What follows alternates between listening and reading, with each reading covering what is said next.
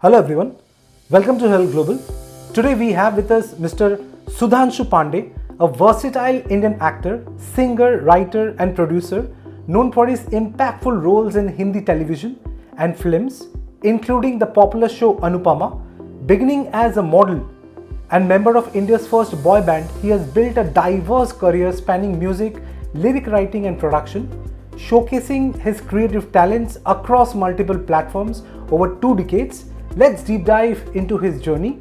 I am Saimik and you're watching Mindspeak. Let me begin by asking you, after your successful stint in your model career, you debuted with Beta. What inspired you to be an actor? Basically, I started my career as a model when I was still a teenager, and I was modeling for the first 4 years of my life. Sure. 3 to 4 years, I was just doing fashion and other advertising work. I endorsed almost all the top brands in the country during that time, from between 94 to 97. And the topmost brands, whether it was Bhilwara Suitings, with which I began my career, or Dick Jam, or Ray-Ban, or Monte Carlo, or Nivea Cream, or the TVS Scooty, or you name it, and I was endorsing. I was the face of almost every brand, and I did that for 4 years. I was doing all sorts of fashion shows I started with my mentor Rohit Bal, and then I went on to doing all those designers in Delhi, which are known to be the icons, the fashion icons, the designers, designing icons of the country.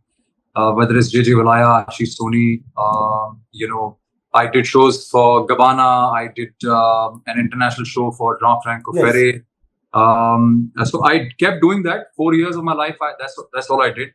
And then obviously when I moved to Bombay in 97 January, I obviously moved to Bombay with a mindset that I need to now also start exploring the field a little ahead, and a lot more than I have till now.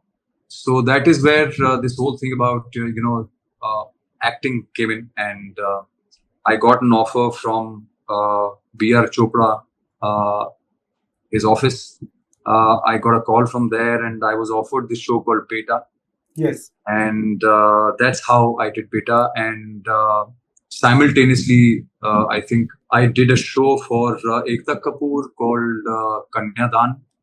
And simultaneously, I also got my first feature film as a parallel lead with Akshay Kumar called Khiladi 420, yes. So all this happened around the same time. Okay, so since you mentioned, we are going back to the beginning itself. So will you call it a struggle when you reached Bombay? How was it like? I think struggle was more internal than external. Internal struggle meaning you're in a new place, you are in a new surrounding, you are in a new state altogether, with a different culture, with a different mindset, with a slightly different way of looking at life. Bombay was very different from what we had lived in before that. Yes. So I think that was the struggle. Not really a struggle, but a little struggle to understand and adapt to the kind of life we were going to live for the rest of our lives in Bombay, and that is what I would call a struggle, if I can call it that. Okay, India's first boy band. Okay, that is band of boys. How did that happen to you? That's so. This also happened by chance, because I was, I had a friend who was also used to model and act. His name is Karan Oberoi. He wanted to become a singer, and he was very keen on launching his own album. But the gentleman he was in talks with, I think they chanced upon this idea of starting a boy band, and because India has never seen a boy band, so why not put together 4-5 decent looking boys who can dance and sing at the same time, and if they can't, we'll train them to do so, and why not have a boy band, start a boy band. And that idea, that is where it came from. And I was roped in by first Mr. Karan Oberoi, and then obviously the gentleman who was putting in the money and the marketing. And because they thought that I could sing, and they loved my voice and everything. So that is how it happened. And I became a part of India's first ever boy band that went on to become iconic. And we've given some songs which are still equally popular and loved amongst a lot of people. Definitely. Vanraj Shah in Anupamaa. It's an iconic show and it was a landmark for, I believe it's a landmark thing for your career. Okay, so please tell us more about it. See, an actor is always as good as his last project, and I would say that yes, it has been landmark in terms of the popularity, and this goes on to show that the power of television is very, very strong. Okay. It is something that it's difficult, it's unparalleled. I would say, to match it unless you become a very big superstar in films. It gives you a different kind of popularity and reach, but television does that very quick. And but the downside to television is that people also tend to forget you equally fast when the show goes off air. Okay. So television, I would always say that it gives you a lot of popularity, but not stardom. I think the stardom only comes from bigger screen, because that's the concept, that is the myth of the bigger screen. And although even television stars, the big television stars today are called, they have a lot of stardom and True. popularity. But I think it's like, unless you have a show like Anupamaa, like Anupamaa it was beyond just a television show. It was just, it was not just a serial or another show on television. It went on to becoming a cult. True. It went on to becoming something that cannot be planned and executed. It has to be a blessing by the Almighty to fall in a category like that. And with that, even the characters from the show becoming equally iconic. It's like Vanraj Shah, I would say, is like the Gabbar Singh. I've always said that it's like the Gabbar Singh of Indian television. Vanraj Shah is back. That one dialogue became so famous and popular. It became so iconic. It's like kitne aadmi the of Gabbar, in Sholay. The same experience that I have whenever I go anywhere and people come up to me saying Vanraj Shah is back and all that stuff. Very true. So it is, we got lucky with the show, but I think not every television show is like that. Television has a very fickle popularity. It comes and goes very fast. And like I said, unless you become a show like Anupamaa became, and the characters equally iconic, it is difficult, to match the kind of stardom the films give you, so that is there. And OTT, I would say, somewhere in between the films and television. It is a medium in between films and television, literally. But also, I think it is. It's also for the niche audiences, and it is. It's not a popular genre. Unless something works really well, and a lot of people would have seen it. But still, the middle class, largely across our country and abroad, the Indians abroad, they like to watch television, and they only watch television, and they are hooked to the Indian television industry. Okay, since we're talking about Anupamaa, how do you prepare for such complex and polarizing character? What kind of research do you do, or any kind of inspirations which was there? No, inspiration always comes from the character itself. If the character is very well written, it can become the biggest inspiration for any actor. And as far as preparation is concerned, I believe in internalizing the character, trying to understand what the mindset would be of that particular character in those situations and react accordingly. I think it's a very spiritual business. I always feel that acting is a very spiritual business, because you have to internalize, you have to do an inward journey with the character. You have to hold the character and take a dive inwards, and go with it and discover it more and more as you go inside. It's not something that you can do technically, because there is no technical things that you can do to create the feeling or the emotion that you are supposed to create on screen. It has to be coming from within, very deep within. So I've always felt that acting and performance is a very, very spiritual job. And if you understand it like that, then I think you will know where I'm coming from, and what kind of preparation you would need. You need to really get in touch with yourself, keeping the character in mind. As you rightly said, that every show cannot be a show like Anupamaa. So what do you see in a script or the project before you decide to do it? Okay, the script itself or the makers? What are your criteria? It's a combination of a lot of things. It's obviously the makers, the director, the script overall, and the characters standing in the script. the strength of the character.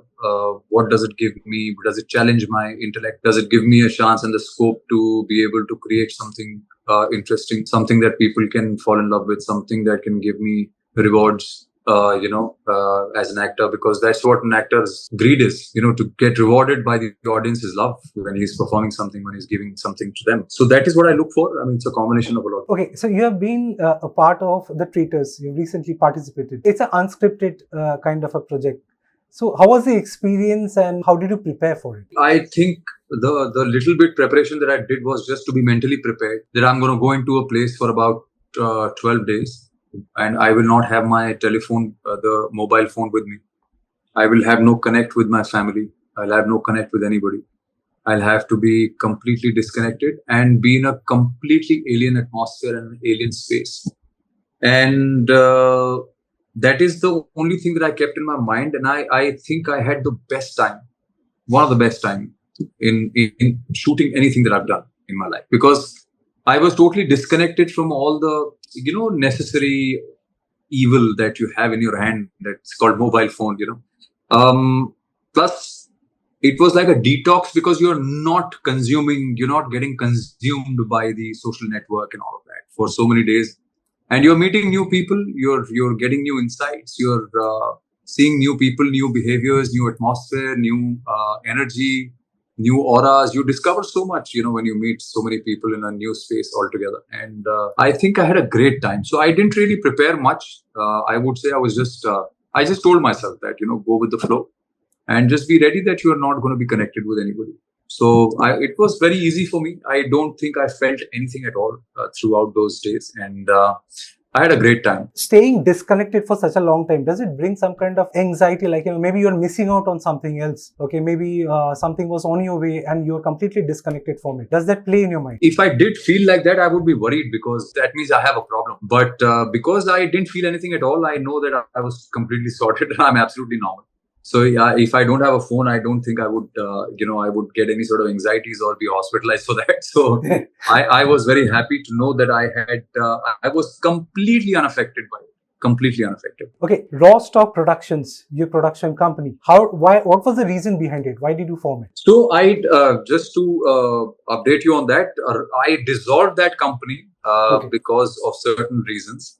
But I would be starting anew because I'm working on my own home productions with some scripts and all of that. So I would be starting something new. But the reason why since you asked me this question, the reason why I named it Raw Stock was because Raw Stock is the can of film that we used to shoot the films on, Okay. And I thought that because that is the iconic thing that we used to make films on, it would always remain relevant to filmmaking, which is why I thought, let me keep a name which is going to be always relevant in terms of filmmaking. And I called it Raw Stock. So you've appeared in multiple Tamil movies. Okay. So how was the experience? Especially if you can tell us more about the difference between Bollywood and the other industry, the regional industry. See, Tamil industry and Bollywood industry, everywhere people work hard. It's not like people don't work hard. Everybody's working hard. All the technicians, everybody's working hard. I think where the difference lies is the passion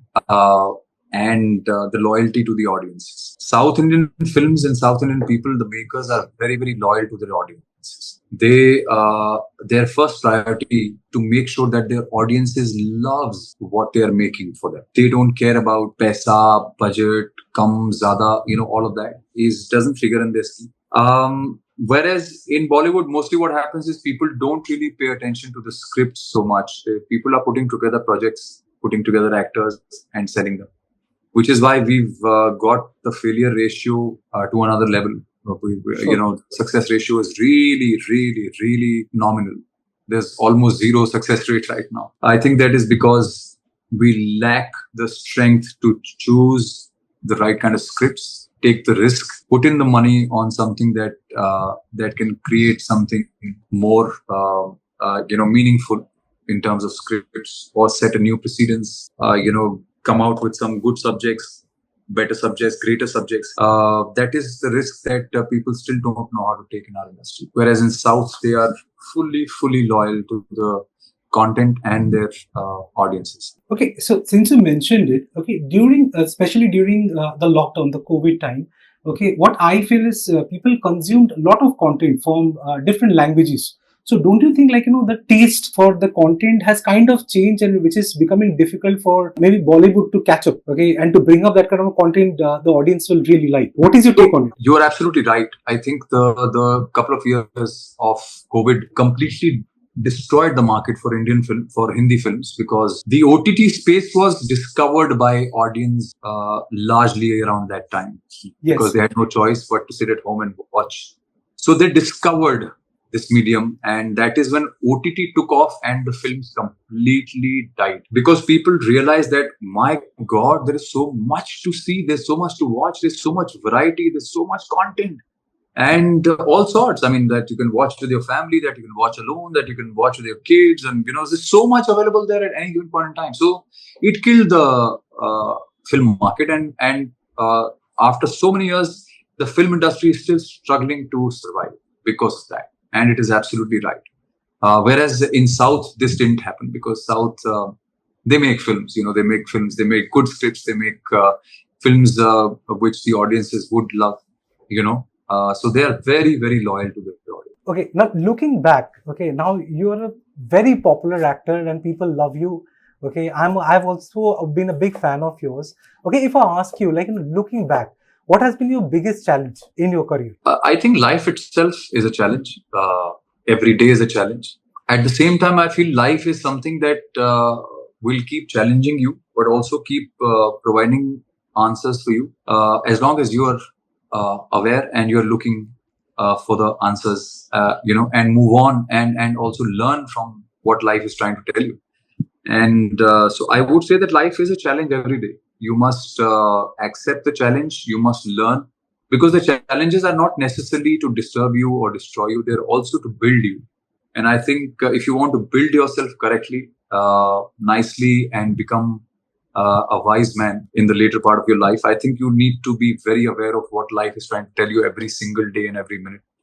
And I've learned a lot. I keep learning. Even now, I keep learning. Every experience for me is enlightenment. Everything that I go through is enlightenment for me. So I keep learning, and I think life keeps throwing challenges at you all the time. Okay, so please tell us about your ongoing and upcoming projects. So right now, I would be honest, I haven't signed anything, but I've been in talks for a few things, and hoping that one of that works out, because there is something very interesting that I would love to do. And if that happens, or when that happens, I would be very, very happy and delighted to share. But all I can say is that I'm going to do something very big. That is very, very sure. My last question to you, okay? Since you come from modeling and then you have entered into acting, so if you have a word of advice, okay, for the aspiring models of the actors. Take your profession seriously. I think that is the most important. Understand the gift of life, understand the meaning of health, understand the meaning of mental health, understand the meaning of perseverance, patience, and kindness. I think all these qualities, if you really club them together, then you can go a very, very long way. Because at some point in time, you are going to need patience. At some point in time, you are going to need perseverance. As at some point in time, you are going to need the importance, or to understand the value of mental health and health and life itself. So there is a lot you can do if you just club these things together. I think there's a lot you can do in life. Okay, thank you so much, Sudhanshu. It was lovely talking to you. Thank you so much. Very insightful. Thank you so much. Lovely meeting you. Thank you so much.